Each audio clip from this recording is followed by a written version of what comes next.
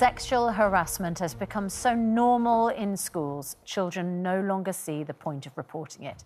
That's according to an investigation by Ofsted. The report also revealed that schoolboys are sharing nude photographs of girls like a collection game. We're joined now by Ofsted's Chief Inspector, Amanda Spielman. Good morning to you. Thank you so much for joining us this morning. I wonder if you can just outline your initial responses to the report.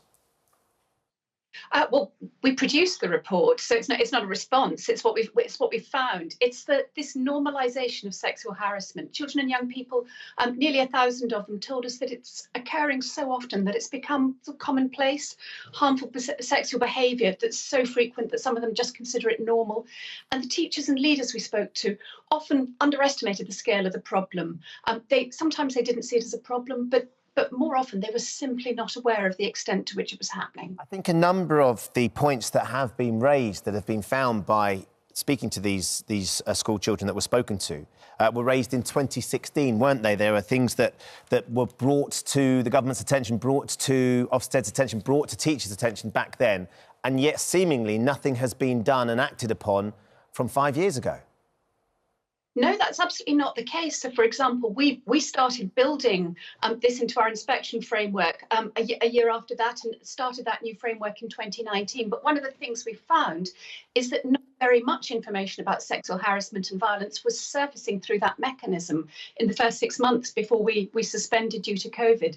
So what this report is saying is that we need to redouble those efforts, but we also need another kind of culture change to shift the assumption from being that it's all about dealing with incidents when they arise to being about culture setting and prevention, to concentrating on that upfront work, as well as dealing with specific reported cases when they do happen. Yeah.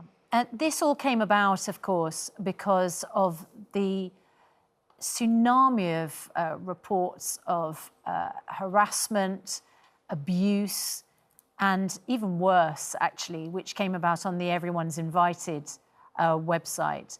And the suggestions that, as you say, this wasn't just individual sort of incidents. There was a rape culture, was the accusation, the serious accusation, existing in a number of schools. How do we deal with that fundamentally? We're dealing with a mixture of things that have been around for many years: sexist name-calling, inappropriate sexual comments, rumours about girls' sexual activity, but also a whole sort of wave of new things: being sent unsolicited explicit material, being pressured to send nude pictures, being photographed without consent, and having all those images and footage shared without consent. Serious sexual assault is also a concern, and we had some distressing examples. But this review is really about what happens in schools and colleges, and the harassment, the online abuse is what we heard about most from young people.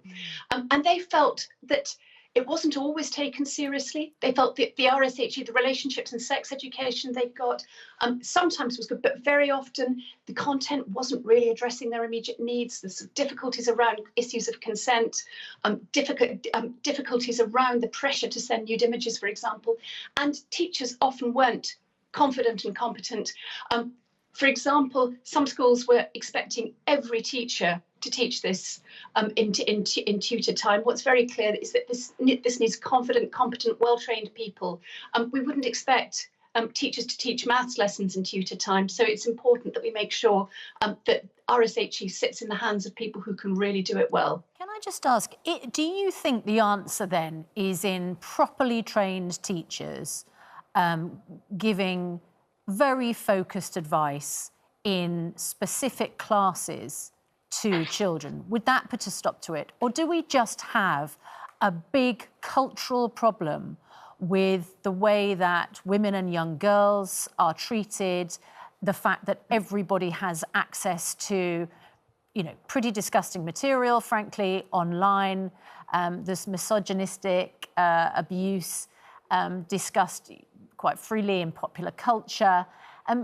This isn't just a schools problem, is it? No, it's absolutely not just a schools problem. It's a wider social problem. We were asked to look at the part that happens in schools and the opportunities to address it there. But there are wider issues for government around, and particularly there's the opportunity with the online harms bill, some very serious thinking about how to carry forward the findings and recommendations we've made through into that work to reduce the amount of access that so many young people have, and the amount of time and exposure they have to things nobody would want teenagers to be spending time on. There's this piece about culture building in schools. It's not about lessons. Nobody thinks that any one thing is going to solve this problem, and there's always been a grey area between parental oversight of young people as they grow up and school oversight. But that grey area has got bigger and more difficult. So it's really important that we all have the right conversations and do everything that we can to prepare young people to cope with that and to grow up healthily and well. All right, Amanda Spielman, Chief Inspector of Ofsted, thanks very much indeed. You have brought out this, I mean, frankly, it's a landmark report, isn't it? You know, it's come at a very important time, and it's come in the wake of all of those allegations. So let's speak now to Helen Pike, who's a head teacher at Magdalen College School in Oxford, and Somasara, who is the founder of Everyone's Invited. This is the website which shared the accounts of pupils' experiences of sexual abuse, which led to the investigation. Somasara, what do you make then of the investigation and the outcome? Everyone's Invited welcomes the Ofsted report, and we're very encouraged to see that it is addressing this problem and taking it very seriously, and that it's actually emphasising that this is a cultural problem, and it acknowledges that rape culture is everywhere and in all schools, and it should be addressed as such. So it's definitely a positive step forward in the right direction. We can all discuss, of course, the problems. The issue is what actually happens on the ground now as a result. So let's talk to you, Helen, because you are a head teacher. You, I think, had accounts of accusations of sexual abuse at the school reported on the website. Have you had to take action? I mean, presumably you have. We did have those reports, and obviously they were a very upsetting and disturbing read, and we have taken action and we continue to do so. I mean, we are educating all of our young people right from the age of 7 in how to treat each other with respect. We start talking about sharing and how that leads on to later conversations about consent, so that everyone is able to treat each other with greater respect in school. Every year, we reform our PSHCE, our relationships programme. I absolutely agree with Amanda that this should be taught by people who are confident in it, who are specialists, and who are able to talk to young people either collectively or in small groups to make sure that they have the time and the space to talk about some issues which, for a whole range of reasons, can be hidden from us as adults. I'd imagine, though, Helen, that you haven't been doing this just in the last year. This has been going on for a number of years at your school and schools all around the country. But clearly,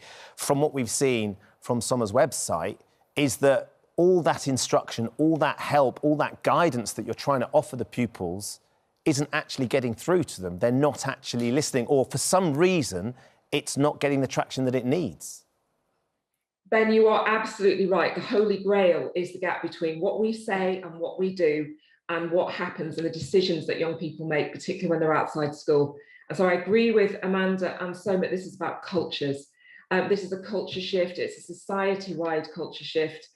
Schools have a key role to play also in working alongside parents in affecting this culture shift, in thinking about the behaviours that they model at home, in how they spend the money in their pockets and what they allow kids to do when they're in the house and when they're not, frankly. All of these things play into this. So the biggest thing that schools can do alongside parents is encouraging young people to make good decisions with respect. Summer, when you started having a look at the accusations that came in on the website Everyone's Invited, I know you would have been disgusted and shocked. I mean, just the sheer scale of it was so horrifying. But is this a specific problem that schools should be tackling? Or does it speak to, I mean, you know, that's where children spend most of their time during term time. Or is this a problem that has been sparked by parents not being strict enough with children, for instance, or with the fact that everybody has a phone in their pocket on which they can share images of each other, for instance? I believe that this is absolutely a cultural problem. So that means there are many, many factors contributing and that are causing these issues. It is on the burden and the responsibility of everyone to do everything that they can to tackle this culture. I believe that schools, absolutely, they play a key role, but parents also have a very important responsibility in this education. It's also about young people and shifting the culture amongst the peers. And this is a culture that exists throughout society. It's also in the workplace, it's also on the street, it's also in the home. So it's really important that everyone in society is taking on this responsibility and doing everything they can to acknowledge and accept and then address these problems. All right, Sara, thanks very much indeed. Helen Pike, just finally, what is the one thing that you are doing as a result of the investigation that's come out? Is it going to be bringing, for instance, the police in at an earlier stage? Is it going to be stopping pupils having their mobile phones on them at school? Is it going to be to make sure that this kind of sex education is shared with parents as well, so that they're, I mean, what practical steps, because we can all hand-wring about the problems at schools, but unless actual practical steps are taken, I'm not sure what's changing. Okay, I absolutely agree with you about practical steps. On the three things you've mentioned, we already work really closely with our safeguarding team and the police liaison in Oxfordshire. They're incredibly supportive. We already educate young people, as you know. We don't allow mobile phones in school, and we have a really clear policy around that. We educate people in the importance of not sharing nude images, not creating them, all the ramifications around digital footprint, digital reputation, again, respect. I'm agreeing with you, all of these things have been in existence for some time now. The crucial thing here really, I'm afraid, is about conversation. It's about the gap between initiatives and reality. So the most important thing I would say to any parent who's listening is please, please keep talking to your children. You know, have the courage to ask them what they're looking at. Make sure they haven't got a VPN which is going around your digital blocks on your Wi-Fi at home. Ask them about what they're doing when they're out with their friends. Don't just go out and allow them to do whatever they like at home. It's these kind of things which will lead to a culture shift, which I hope in the future will make the world a better place for all of us. All right, Helen Pike, thanks very much indeed, and Sara as well.